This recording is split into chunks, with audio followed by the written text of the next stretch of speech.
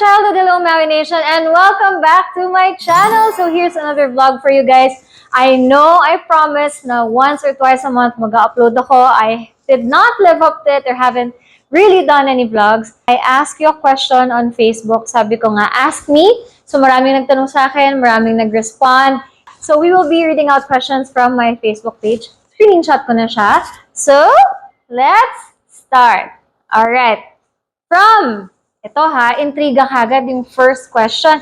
Sabi ni Candy Diaz, what if para sa girl ka talaga? Super fans niyo po ako with a smiling face. Nako Candy, thank you very, very much. Now that I think about it, I have no problems with girl-to-girl relationships, same-sex relationships, and all that. I have no problems with that. I've only had girl crushes. Hanggang ganun lang. Never ko siyang naisip na i-pursue or laliman. Basta hanggang crush lang. Parang, uy, cute ni ganito, uy, cute ni ganyan, ganda ni ganito, ganda ni ganyan, ganun lang. Okay, next. Sabi ni Naya Kimbo, what if you're given a chance to remake any projects that you did before? What would it be and why po? I'd say, magandang i-remake Ang Huling Birhen sa Lupa, directed by Joel Lamangan. That's one of my favorite films of all time. Yun ang unang pelikula na naging director ko si Joel Lamangan. At the same time, dito ko unang na-nominate as Best Supporting Actress. So this is really a very memorable project for me. Feeling ko kasi sa lahat ng experiences at sa lahat ng mga pinagdaanan ko sa buhay ngayon, parang mas may ibubuga na ako sa acting. Mas malalim na yung paghuhugutan ko dun sa character ko, no? Thank you, Naya. Eto na. Sabi ni Trina, puro girls ang nagpapadala. Trina Dermodger.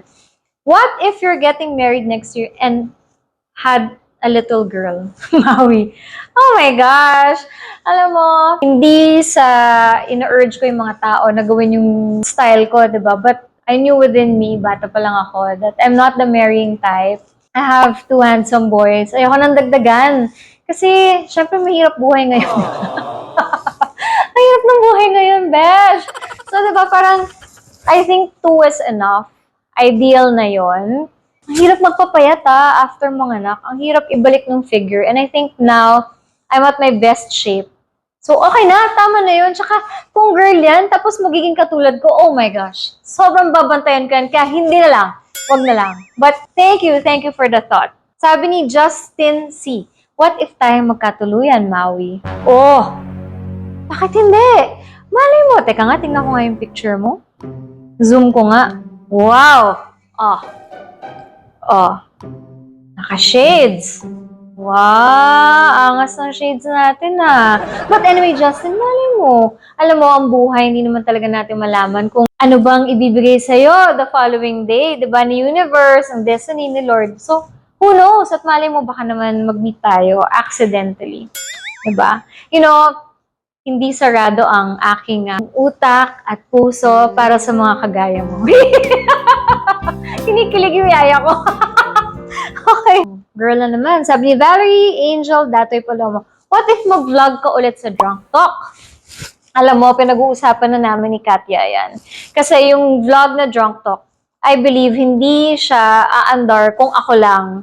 Hindi siya aandar kung si Katya lang. Kasi concept naming dalawa to, binuo namin siya together during the pandemic. So, we've been talking about it and we'll be making a comeback soon. So, abangan niyo yan. Sabi ni Jamie Bulanadi, what if mag-collab ulit kayo ng Donekla? Uy, why not? Actually, I'm looking forward, kagaya nga na sinabi ko sa inyo ng last vlog, I'm looking forward to collaborations.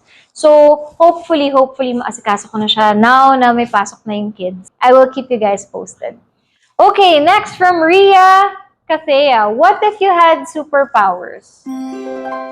Alam mo, it would be nice to have superpowers, no? Ano nga bang magiging superpower ko? Alam mo, ilang beses na natanong sa akin yan Gusto ko invisible yung superpower ko.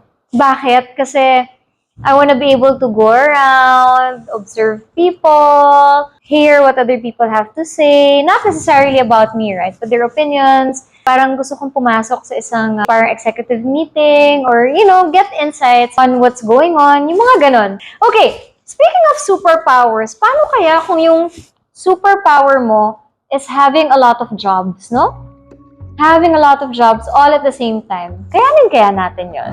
Alam niyo guys, speaking of jobs, no? You know what? As I was scrolling through, meron akong nakitang isang ad. Very interesting. Nakalagay, promotions, sahod, anything about jobs, right? And it caught my eye kasi I wanted to understand and to learn more about it. At alam mo ba kung ano, isa pang magaling nagagawa nitong app na to, it can actually help you make your own resume. So kung nahihirapan ka, kung nag-iisip ka kung anong dapat ilagay while applying for a job, especially if it's your first time, all you have to do is upload all the details they need and they will make your resume for you. Ang galing, no?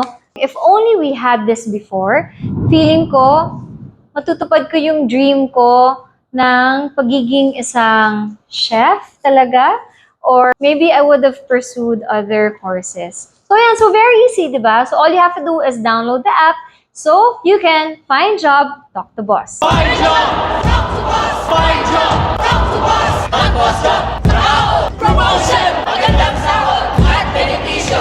Trabaho! Promotion! Magandang sahod! At benepisyo! Trabaho! Chat to boss! Ang boss job! Find job, talk to boss. Going through the entire video, ang galing kasi ang dami na opportunities for us Filipinos, be it here or internationally. So, you can check the link in our bio or simply go to their website, just type www.bossjob.ph. Anyway, speaking of trabaho, nandito pa rin tayo sa ating vlog. Alright, so from lovely May Kiambao, what if mag-set up po kaming mga admin ng Maui Nation ng virtual meet and greet? Gika po ba? Of course! Of course, all you have to do is kulitin nyo lang ako sa DM ko sa IG or post lang kayo sa Maui Nation. And of course, I would love to meet each and every one of you. Alam mo, pag nagkaroon nga ng chance, makita ko kayo lahat in person, then we can set it up. Of course, I would love to meet each and every one of you finally. Yung iba sa inyo na-meet ko na eh. So, the others naman, diba? I'm hoping to see each and every one of you. Okay, next question from Scott Pipen. Ito medyo serious.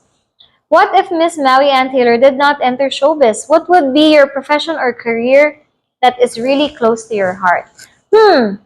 I'd say, bata pa lang ako, I really wanted to be in the medical field, but not exactly yung tipong mga ER doctors, running around, ganyan. No, but nothing like that. Nothing as heavy as that. Kasi takot ako sa dugo eh. takot sa mga injection, pero takot ako sa dugo, sa mga opera, ganyan. So I'd say, profession-wise, I really wanted to become a child psychologist. That was my dream. If ever na hindi talaga ako nag-showbiz, I think that would be my chosen career. That would be the path that I am in right now. So, ayan na nga. Thank you so much for sending in your questions. I hope I answered everything. And if you have more questions that you want to ask me, type it in lang po sa comment section natin down below and we'll try to answer that in our future vlogs. So, thank you very much, everyone. Once again, I'm Maui Taylor. Don't forget to like, share, and subscribe. So, thank you so much, everyone. I'll see you again soon. Mwah! God bless!